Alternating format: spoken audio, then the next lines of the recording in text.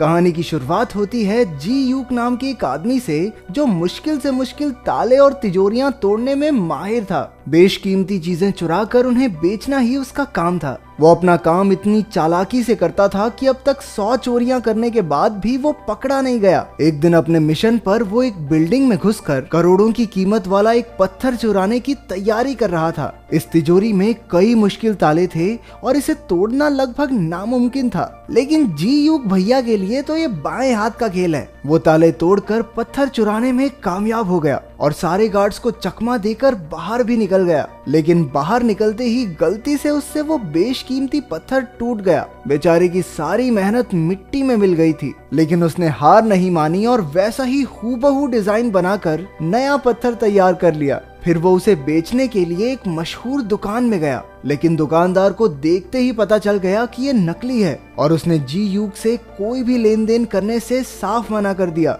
लेकिन जी यूक भी जानता था कि ये दुकानदार आमतौर पर तो नकली चीजें बेचता है और इसलिए उसने पुलिस के सामने दुकानदार की पोल खोलने की धमकी दे दी। हार कर दुकानदार को वो पत्थर लेना ही पड़ा। जी यूक का बेस्ट फ्रेंड गोइन भी उसका पार्टनर था। उसकी खासियत थी कि वो मामूली सी चीजों में भी विस्फोटक फिट कर लेता था। इस चोरी के बाद जी यूक ने नकली नोट छापने का फैसला किया। उसने हूबहू नोट तैयार कर लिए, लेकिन उन पर शराब डालते ही अक्षर मिट जाते थे। जब बात नहीं बनी तो उन दोनों ने हीरो की एक दुकान लूटने का फैसला किया, जिसमें लगभग 3 करोड़ का माल था। लेकिन ये काम इतना आसान नहीं था, क्योंकि दुकान में चारों ओर सीसीटीवी कैमरा लगे थे। कैमरास को हैक करने के लिए उन्हें एक जबरदस्त हैकर की जरूरत थी। तो इस काम में उनका हैकर होगा जैंग बे। उसके बारे में अफवाह थी कि एक बार उसने पैसों के बदले अपने ही साथियों की मुखबरी पुलिस को कर दी थी, लेकिन फिर भी जी यूक और गोइन ने उस पर भरोसा करके उसे अपने साथ शामिल कर लिया। इसके बाद जी यूक की दोस्ती यूना नाम की एक लड़की से हो गई, जो ऐसी कीमती चीजों की एक्सपर्ट थी।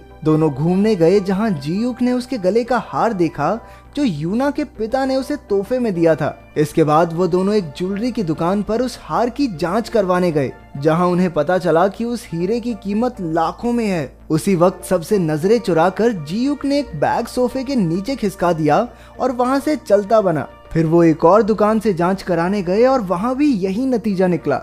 ये वही दुकान है जहां जी यूक चोरी करने का प्लान बना रहा है। उसने याद रख लिया कि सीसीटीवी कैमरा कहां-कहां लगे हैं, कितने कमरे हैं और कितने गार्ड्स मौजूद हैं। अंत में उसने हिसाब लगाया कि उन्हें 10 मिनट के अंदर अंदर ये चोरी पूरी करनी होगी। चोरी वाले दिन डी यूक जो बैग दुकान में छोड़कर गया था, उसमें विस्फोट हो गया, जिससे सारे गार्ड्स का ध्यान भटक गया। उसी वक्त जैंग बे ने अपने शातिर दिमाग से सारे सीसीटीवी कैमरास हैक कर लिए ताकि जी यूक और गोइन अंदर जा सकें। उसने अलार्म सिस्टम भी बंद कर दिया, जिससे तिजोरी को हाथ लगाने पर गार्ड्स को बिल्कुल पता न चले। लेकिन जितना टाइम उन्होंने सोचा था, गार्ड्स तो उससे पहले ही लौट आए, पर गोइन ने उनकी गाड़ी का शीशा तोड़कर उनका ध्यान भटकाए रखा। उधर जी यूक तिजोरी से सारे हीरे चुरा कर फरार हो गया। बाद में तीनों ने मिलकर जमकर जश्न मनाया। अगले दिन हीरो के मालिक चो को चोरी की खबर मिली तो वो आग बबूला हो गया, लेकिन वो इन चोरों की काबिलियत से इम्प्रेस भी हो गया था कि इतनी कड़ी सिक्योरिटी में से भी हीरो पर हाथ साफ कर गए। चो असल में एक करोड़पति बिजनेसमैन और एक गैंगस्टर था, जिसने न जाने कितने लोगों का खून किया था।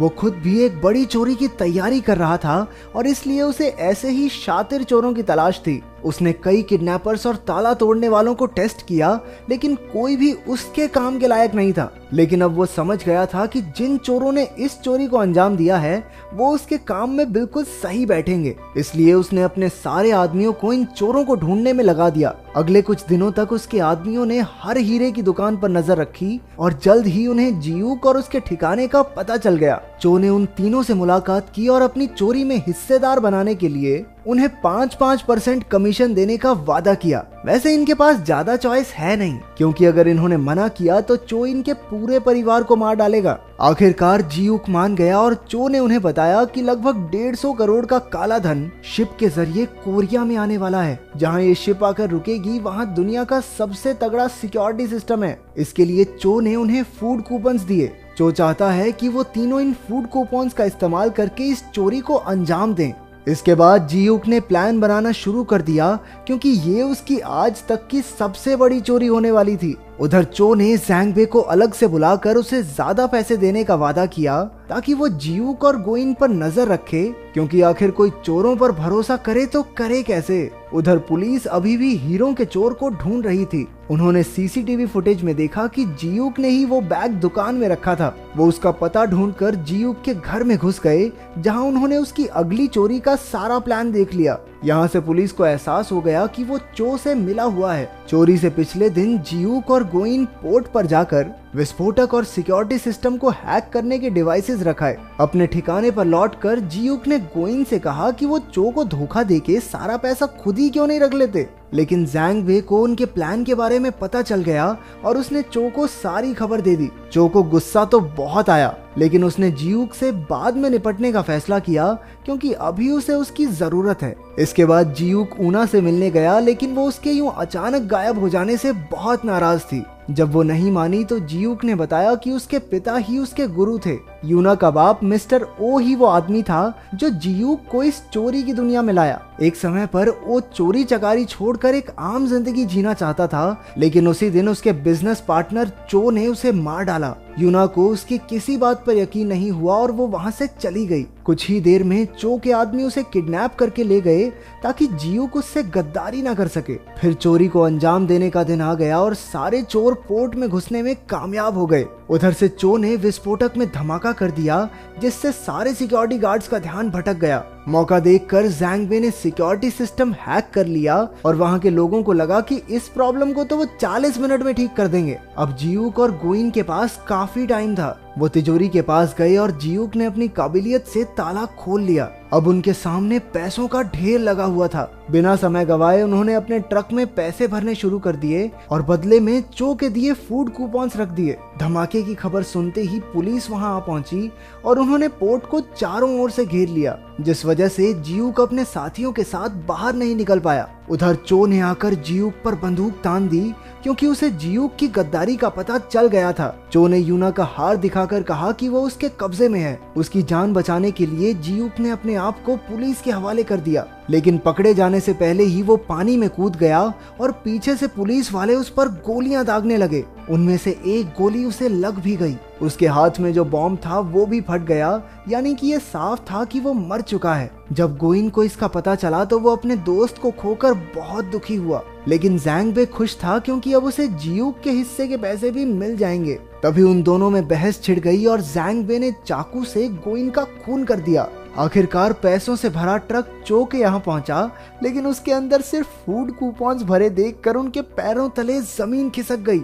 उसे कुछ समझ नहीं आ रहा था कि तभी जियूक का कॉल आया, जो एकदम ठीक था। अब सारे पत्ते खुलने लगते हैं कि असल में शुरुआत से जो हुआ वो सब जियूक के प्लान का ही एक हिस्सा था। जियूक चो से मिस्टर ओ की मौत का बदला लेना चाहता था। सबसे पहले उसने जो नकली पत्थर बेचा उसमें एक माइक्रोफोन फिट कर दिया, क्योंकि वो जानता था कि चो वहां अक्सर खरीदारी करने आता था। उसके प्लान के मुताबिक बिल्कुल वैसा ही हुआ और चो ने वो पत्थर खरीद लिया। उसकी बातें सुनकर जियूक को पता चला कि चो एक शातिर चोर की तलाश में है, तो उसने जानबूझकर हीरे चुराए ताकि वो चो की नजरों में आ सके। पूरा टाइम चो को लगता रहा कि वो जियूक को ढूंढ रहा है, लेकिन जियूक खुद ही उसके लिए सबूत छोड़ रहा था। जैंग बे भी जियूक का ही साथी था और वो बस चो के साथ होने की एक्टिंग कर रहा था। जियूक को पकड़ने आई पुलिस भी फर्जी थी, और तो और उसे लगने वाली गोली भी नकली थी।